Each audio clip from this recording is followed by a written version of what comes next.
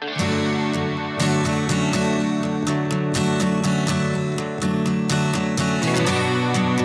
guys! So welcome back to my channel. So it's me again. My name is Ninya, and for today's video, gusto kong i-share sa inyo guys kung ano-ano yung mga bagay na kailangan yung malaman na about dito sa Boracay bago kayo pumunta dito sa island na ito.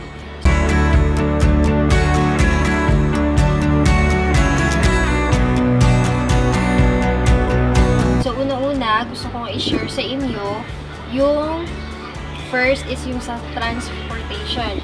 So, kung before guys, is medyo mura-mura pa, makakasakay ka ng trike ng 15 pesos. Ngayon, umiba na. So, kailangan mo na ng 25 pesos per pair. And meron din guys na tricycle. So, pwede ka rin na makasakay ng tricycle kung gusto mo. Pero, karamihan sa kanila, gusto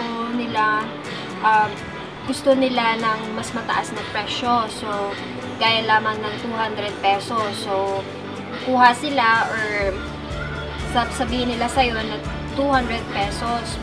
For example, kapag lalong-lalo na kapag ikaw ay isang turista. So, be aware lang din doon sa mga ganon maningil kalaki. Kasi malaki na siya. Hindi naman gaano kalayo yung pupuntahan and then sisingilin ka nila ng 200 pesos.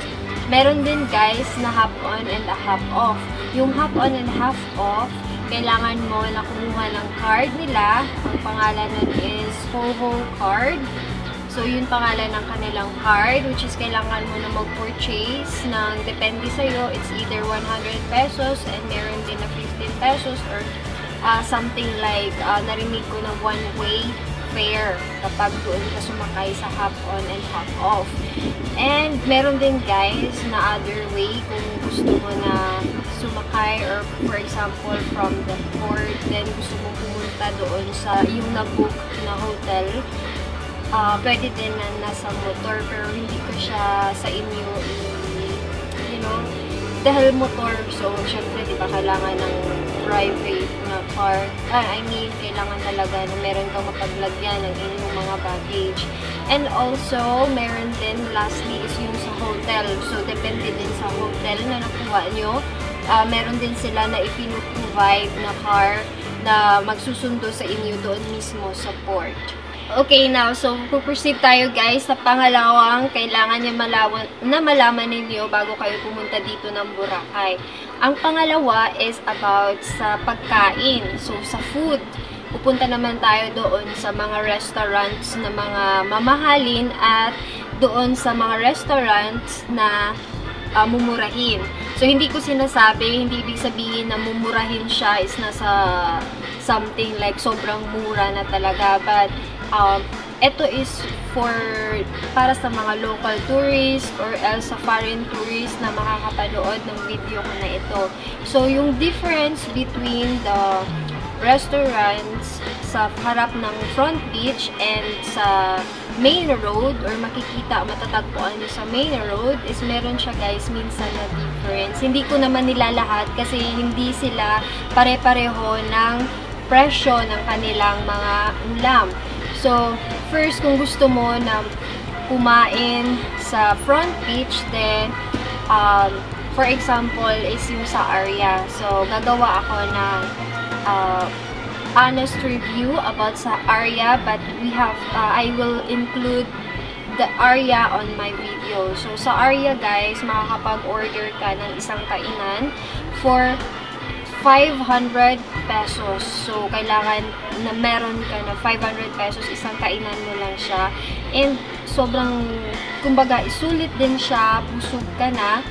And, hindi ko alam kung affordable doon sa mga local tourists na gustong pumunta sa Boracay. But, yeah, for those foreign tourists, affordable siya, I guess, yung 500 pesos, right? So, pwede ka din na pumunta ng Aria and marami din Epic, mga other na mga restaurants or pwedeng makainan doon sa front beach. So, yung kinaibahan lamang guys is mas malaki yung charge nila compare doon sa main road. So, for example, is yung Jaspers. So, sa Jaspers, guys, makaka-order ka na ng 50 to 7, no more 50 anymore. It's like 60 to 70 pesos sa isang menu. And sabihin natin na yung rice is something around like 20 to 25 pesos, which is not bad kung gusto mo na kumain for your lunch. So, let's say that for your lunch, and then plus drink. So, I think makakaubos ka din ng around 150 to 200 pesos. Yun na yung pinakamura na restaurant na pwede mong mapuntahan. And also, marami din, pwede ka din pumunta ng hot pot kasi na-try din namin yung hot pot.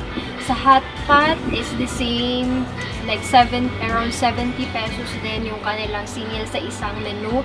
And yung rice nila, around like 20 to 25 pesos din. So, hindi naman siya ganun ka mahal for those local tourists na gustong pumunta dito sa Boracay. And for those foreign tourists, of course, hindi naman sila lahat naman ng tao. It's either foreign tourist or local tourist. Pinagtatrabuhukan yung kinikita. So, yeah, if you want to have an affordable and quality food, of course, the difference is like the foreign tourist wanted to have a quality food.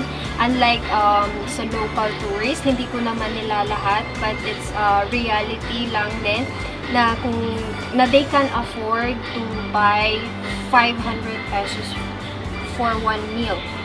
So, yeah, I think it's also good idea to have a canvas, something like that, to look first, and then to ask to look for their menu first, to go to the other restaurant again, you know, to visit the different kind of restaurant they have if you want to have a good experience here in Boracay. Last but not the least thing na pag-uusapan natin for today's video is yung hotel accommodations.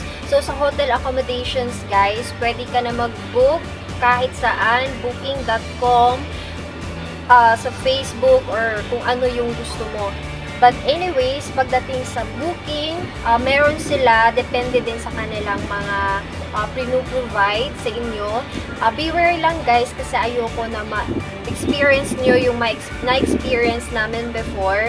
So, before, pumunta kami nung kapatid ko dito.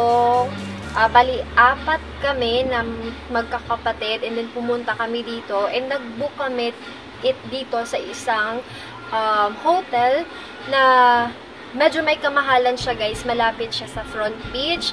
Hindi ko na maalala kung ano yung hotel na yun. But be careful lang din kasi mas better yung magbubook kayo ng early compare doon sa ura-urada or pagka-book, ayun agad. So, mas better yung mag-canvas muna kayo, tanong-tanong muna kayo, or make sure to check yung mga cheapest hotel accommodations kung gusto niyo na magkaroon ng magandang experience dito sa Boracay. So, hindi lamang about sa may kamahalan or mahal yung kinuha niyo na hotel or mura. So, hindi naman siya ganun, guys. As long as na gusto niyo na ma-experience yung Boracay sand na maputi at sobrang excited lahat ng mga turista na pumunta dito ng Boracay. As long as na gusto nyo na ma-experience yan, then make sure na maganda din yung quality, yung ibubuking nyo na hotel. And then, affordable, syempre, diba? So, ayun, magagawa nyo lang yan, guys, kapag magkaroon muna kayo ng research. So, ayun lamang for this video, guys. And for those who haven't subscribed on my channel, then please do subscribe. And kung nagustuhan nyo yung video ko na to, and meron din kayo na nakuha, then please like. Thank you so much for watching.